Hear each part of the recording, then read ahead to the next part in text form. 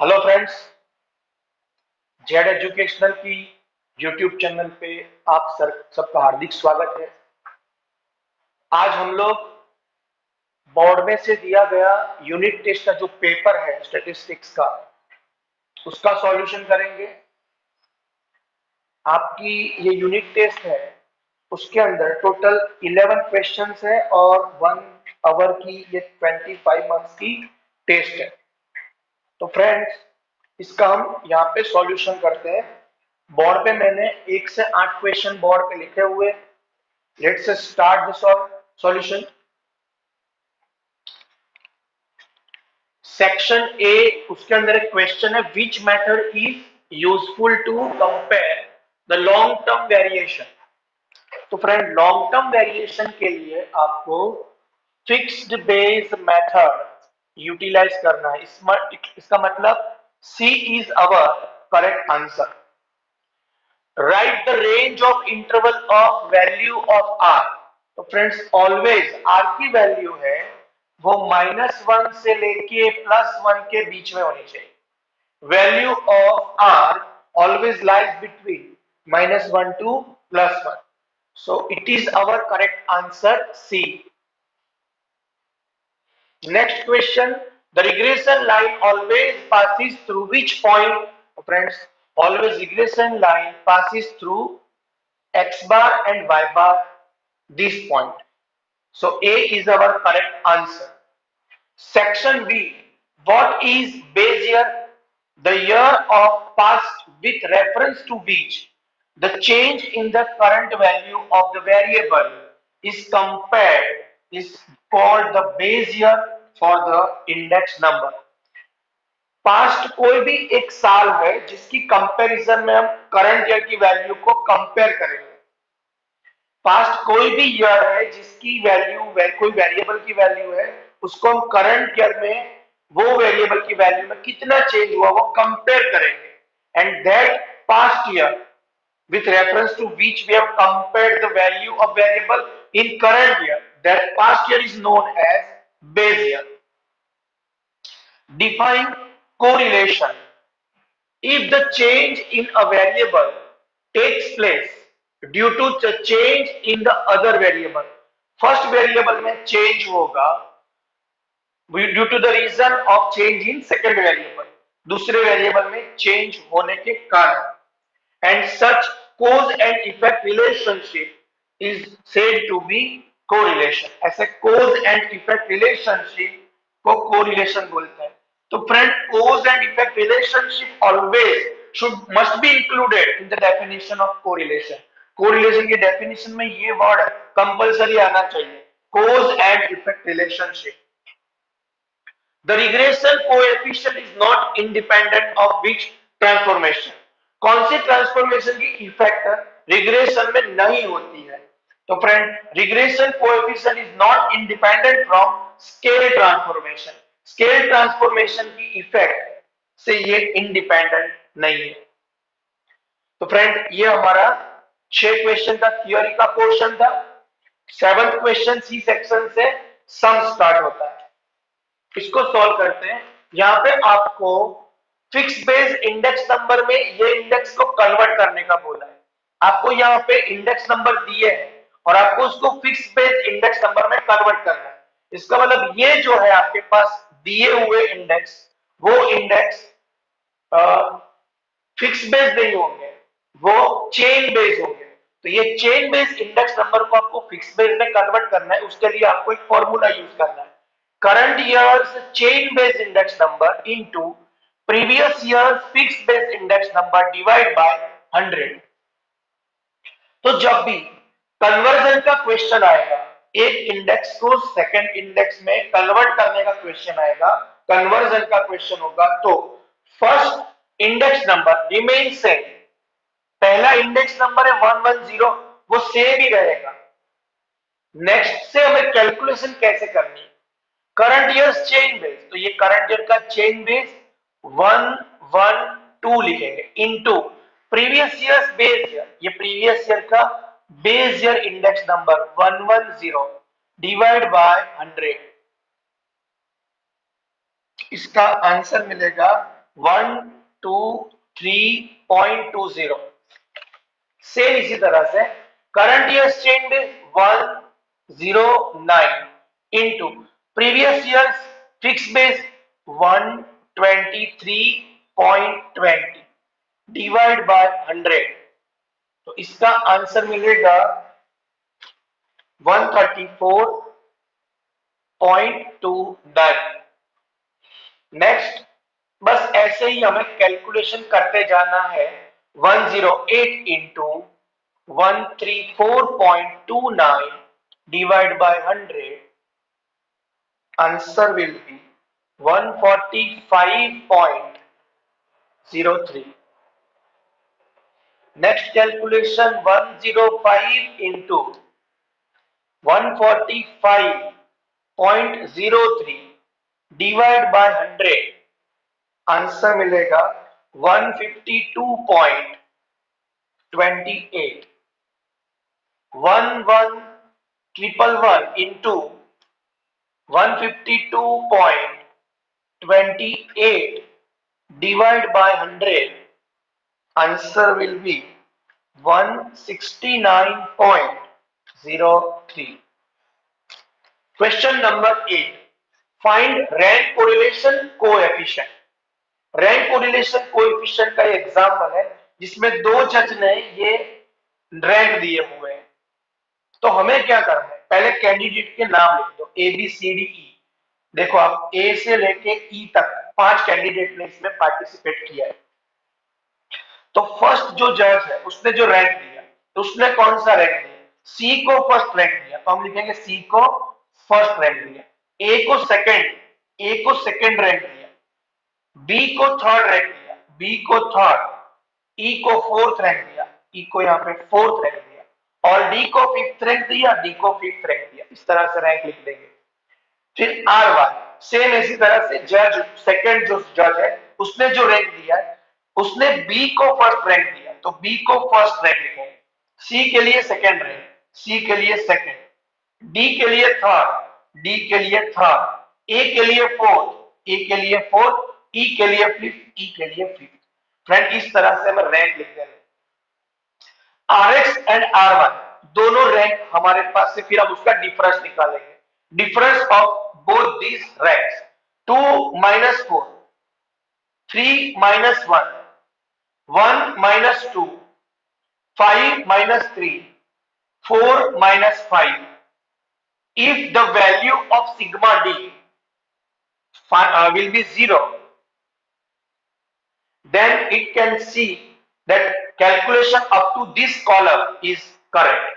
अगर ये sigma D की कैलकुलेशन में 0 आंसर आता है, इसका मतलब 1 2 3 4 यहां तक का जो हमारा कैलकुलेशन है 4 कॉलम का, वो करेक्ट है, ऐसा हम वेरीफाई कर सकते हैं।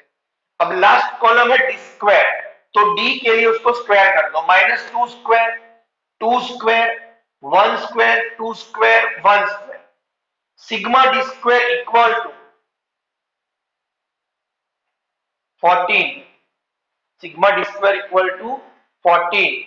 Now we can use the formula of Spearman's rank correlation coefficient, and the formula is this: R equals to 1 minus 6 sigma d square divided by n square minus 1। Now put the value in this formula। 1 minus 6 into sigma d square 14, n means 1 2 3 4 5, number of observation is 5, n square 5 square minus 1, 1 minus 84 divide by 25 minus 1 24, 24 into 5 120, 1 minus 84 divided by 120 0.7, and the last answer of R will be 0.3। So this is the calculation of rank correlation coefficient। Let's see the sum number 8। In this example, this much detail is given.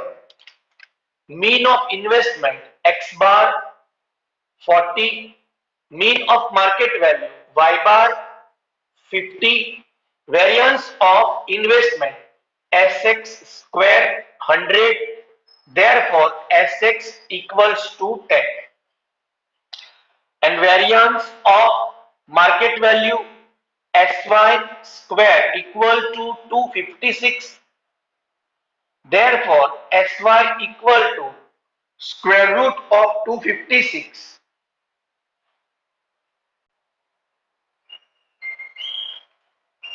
equal to 16. Now start the steps. First step, x bar.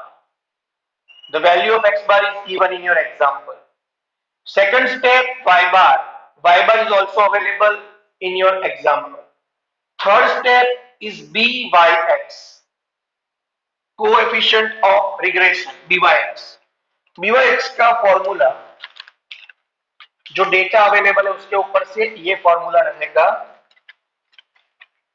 COVXY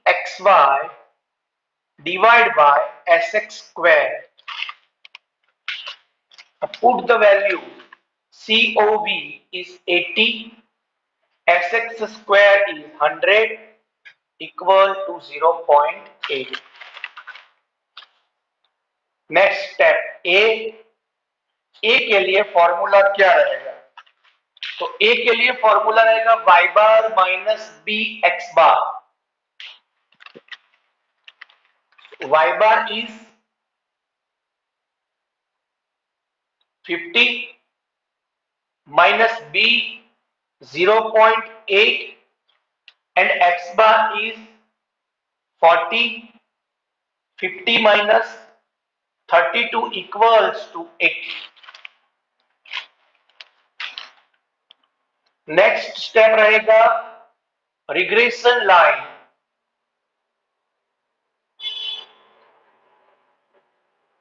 Y on X.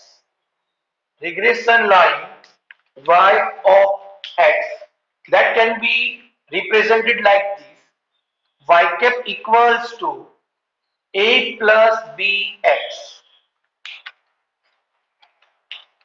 Put the value of a and b in this regression line. A is 18 plus b is 0.8x.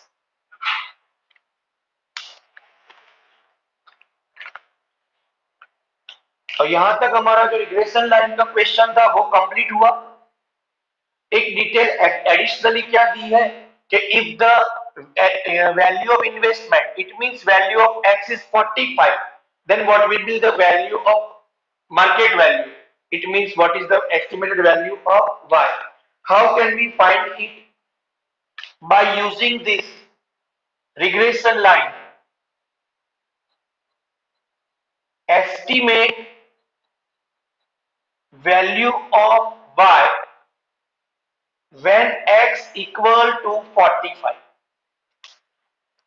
हमारे पास x की value 45 है, उस base पे हमें calculation करना है. तो हम क्या करेंगे, ये y cap equal to 18 plus 0.8x ये फाइंड किया और यहाँ पे वैल्यू ऑफ x रख देंगे. y cap equal to 18 plus 0.8 into 45. y cap equal to 18 plus 0.8 into 45 करने से आएगा 36 and y cap equal to 54. अब y का जो यूनिट है, ये y का यूनिट देखो lakh rupees. So here we have to compulsory write lakh rupees, otherwise your marks can be deducted.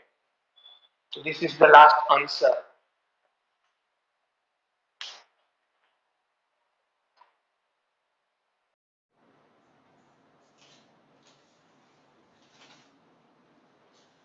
Here in question number 10, you are asked index numbers by Laspierre, Pache and Fisherman. और इसमें आपको इतनी चीजें दी है 2014 की quantity जिसको हम denote करेंगे Q0 से. 2015 क्वांटिटी Q1 से 2014 प्राइस P0 और 2015 price P1. Current year's price and current year's quantity will be denoted by 1. P1 price होगी तो और Q1 क्वांटिटी होगी तो. और अगर बेस ईयर होगा 2014, उसमें अगर क्वांटिटी होगी तो Q0, प्राइस होगी तो P0, उससे हम डिनोट करेंगे. इसका हमें टोटल नहीं करना है और चार कॉलम एडिशनली बनाएंगे.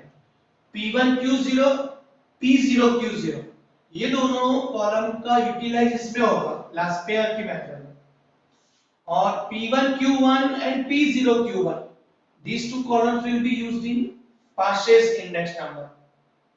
And in Fisher's index number of Laspere and index number Parse's, both are used to calculate Fisher's index number. So let's start, friends. P1 Q0, P1 Q0, P1 और Q0 का multiply करें. 45 into 25, तो 1125. 30 into 15, 450. 36 into 10, 360. 25 into 8, 200. 65 into 30, 1950. 1125, 450, 360, 200, 1950. इसका जो total होगा P1 Q0 का, उसको हम डिनोट करेंगे sigma P1 Q0. Sigma P1 Q0 value is 4085. अब है P0 Q0, multiply value of P0 with the value of Q0. 42 into 25, 1050. 28 into 15, 420. 30 into 10, 300. 20 into 8, 160. And 60 into 30, 1800. And total of these values is denoted by sigma P0 Q0 is 3730. अब P1 Q1 का multiply 32 into 45, 1440. 20 into 30, 600. 20 into 36, 720. 15 into 25, 375. And 36 into 65, 2340. 1450, 600, 720, 375, 2340. इसका total होगा sigma P1 Q1 5475. P0 Q1 42 into 32, 1344. 28 into 20, 560. 30 into 20, 600. 20 into 15, 300. 60 into 36, 2160. इसका total होगा 4964. Now we put the formula of Laspere. Laspere's formula is IL equal to sigma P1 Q0 divided by sigma P0 Q0 into 100. Parse's index number IP equal to sigma, ये column लेंगे sigma P1 Q1 divide by ये column की value sigma P0 Q1 into 100. And for Fisher's index number, it is denoted by IF and formula will be I L into I P. अब इसमें value रखेंगे sigma P1 Q0 4085 P0 Q0 3730 into 100 and final answer will be 109.52. Therefore IL equal to 109.52. Now put the value in this formula. 5475 divided by 4964 into 100.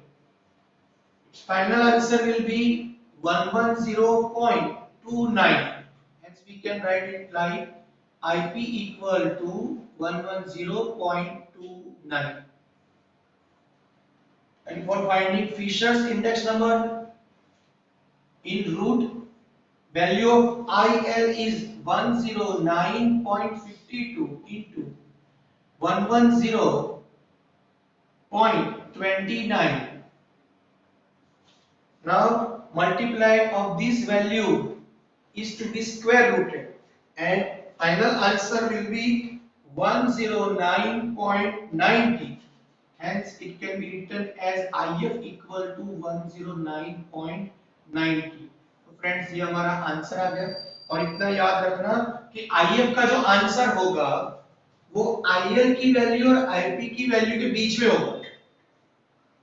जैसे यहाँ पे 109.52 है और ये answer 110.29 है, ये answer between these two values it must be. IF का आंसर है वो इन दोनों के बीच में आना चाहिए।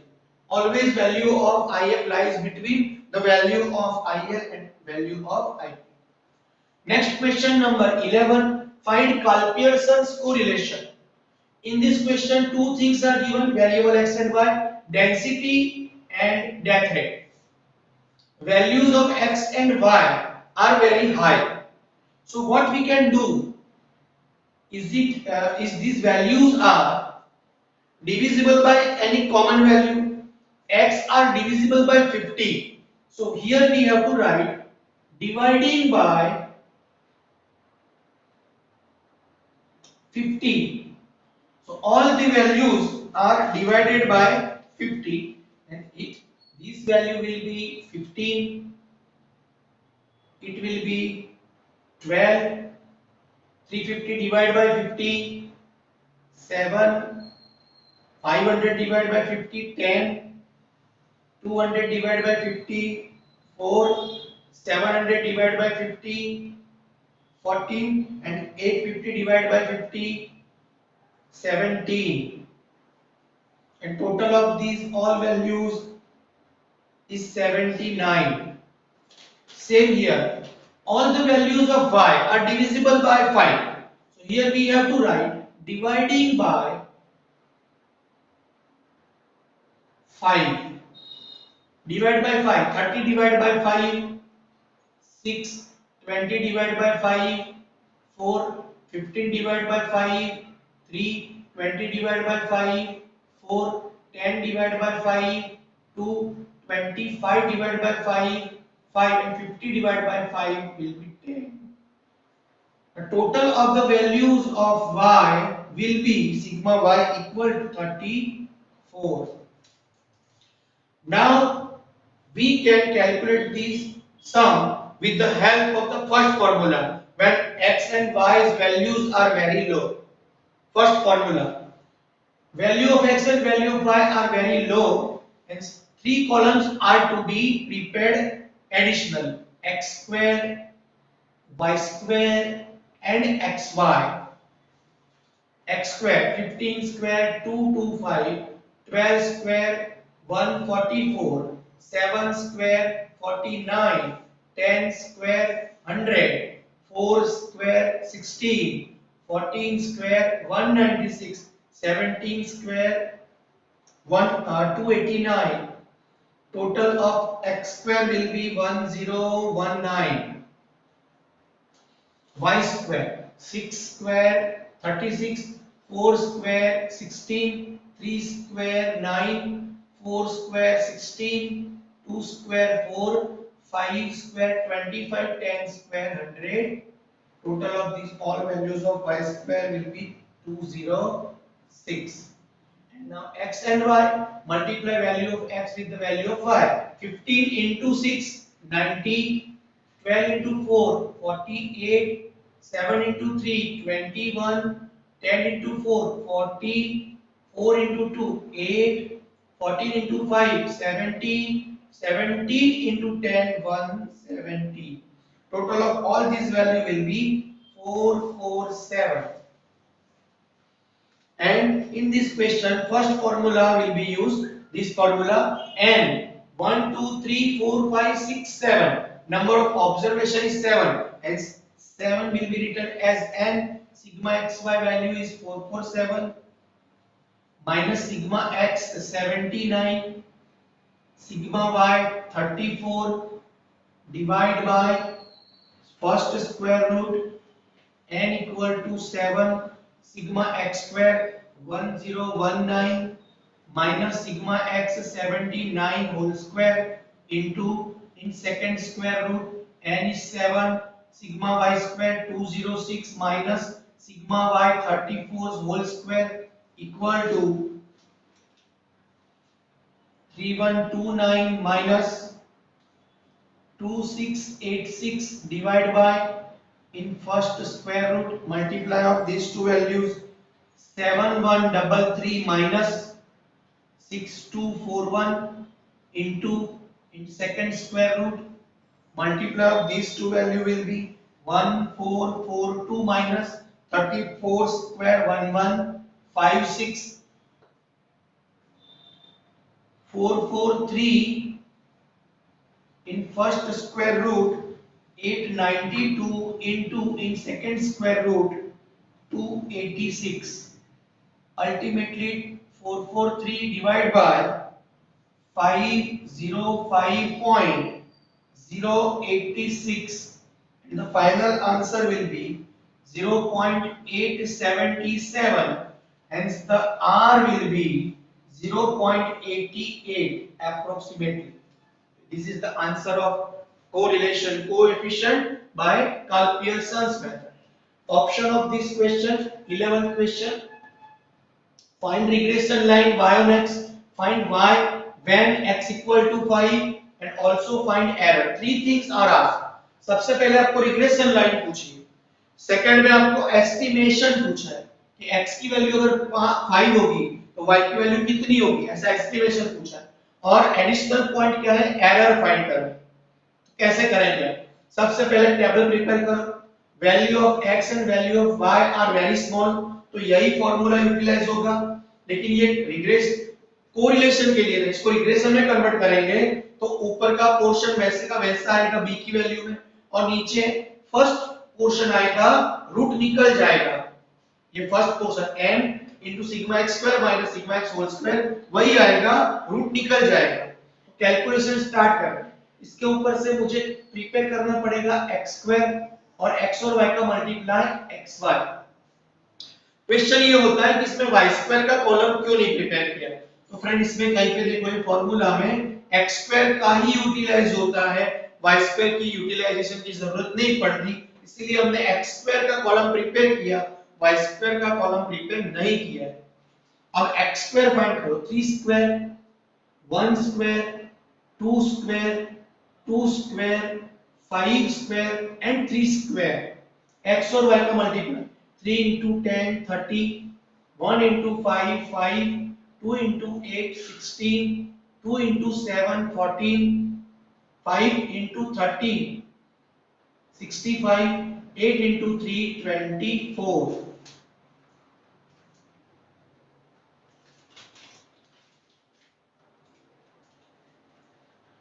Total of x 16, total of y sigma y 51, x square का टोटल होगा 52 and total of xy column is 154. Table prepare करने के बाद हमें स्टेप वाइज कैलकुलेशन करना है। First step x bar find करो, sigma x upon n, sigma x is 16, n equal to 1 2 3 4 5 6, तो n will be written as 6. Value will be 2.67. X bar की value 2.67. Sigma y upon n y बार के लिए 51 divide by 6. 51 divide by 6 8.5. Next step रहेगा b find करने के लिए. b find करने के लिए n की वैल्यू है 6. Sigma xy 154, sigma x 16, sigma y 51 divided by n equal to 6, sigma x square 52, sigma x whole square 16 whole square. इसका कैलकुलेशन होगा 924 minus 816. 52 into 6 312 minus 256. यहाँ पे इसका आंसर आएगा 108 डिवाइड बाय 56 और last answer 1.93 value of b. Next step a रहेगा y bar minus b x बार. y बार 8.5 minus b की value है 1.93, x बार की वैल्यू है 2.67. 8.5 minus 5.15, फाइनल आंसर रहेगा 3.35. ये आंसर आया ए का आंसर आया. नेक्स्ट स्टेप होगा रिग्रेशन लाइन. फ्रेंड्स इसमें आप लोग स्टेप फिक्स कर देना. पहले x बार फाइंड करेंगे, then y bar, then b, then a and then regression line, फिर एस्टिमेशन, फिर एरर. इतने स्टेप्स के अलावा ये चैप्टर में कुछ नहीं आता. x बार y बार, फिर b फाइंड करेंगे, फिर a फाइंड करेंगे, फिर रिग्रेशन लाइन, फिर एस्टिमेशन और एरर. तो इसमें सब पॉइंट कवर हो जाते हैं इक्वेशन के अंदर. वैल्यू रखेंगे y cap equal to a's value is 3.35 plus b is 1.93x. तो ये जो आंसर हमने फाइंड किया फ्रेंड, इसको क्या बोलेंगे हम? Regression line. Now estimation of y when x equal to 5. ये पूछा है ना, find y when value of x is given as 5. तो यहाँ पे हमें क्या करना है? ये ऊपर हमने रिग्रेशन लाइन फाइंड की है, उसके अंदर आपको खाली x की जगह पे 5 रख देना है. तो इससे हमें ये आंसर मिलेगा 1.93 into 5 करने से 9.65. इसका टोटल आएगा 13. इसका टोटल आएगा 30 और ये y का एस्टिमेशन मिला. तो फ्रेंड y में आपको देखना है यूनिट क्या है. यूनिट मतलब ये जो ब्रैकेट में लिखा है देखो 1000 रुपीस, उसको यूनिट बोलते हैं. तो आंसर के पीछे y का जो आंसर निकलता है उसके पीछे आपको 1000 रुपीस ऐसा लिखना पड़ेगा. ये नहीं लिखोगे तो आपके हाफ मार्क्स कट हो सकते हैं. और लास्ट में क्या पूछा है? एरर फाइंड करना. तो आपने x की कौन सी वैल्यू रखी थी? 5. तो हमें यहाँ पे देखना है x में जहां पे 5 है उसके सामने क्या वैल्यू है? 30, उसको क्या बोलेंगे? y. तो यहाँ पे देखो y माइनस y है, तो y की वैल्यू है 30. कैसे फाइंड किया? देखो x की वैल्यू क्या थी? 5. हम x में 5 देखेंगे, उसके सामने जो वैल्यू है 30, वो वैल्यू यहाँ पे आपको एज ए y लिखना है. और एस्टिमेटेड वैल्यू y की हमने फाइंड की. Estimated value of y is also the same 30. Here also we have to write 30 and final answer will be 0. It means there is no error in this question. So here friend, all the questions of your paper are completed. Study the questions, do it yourself. If you find any difficulty, then contact me, or otherwise you can send your difficulty so that we can provide the video lectures regarding your difficulty.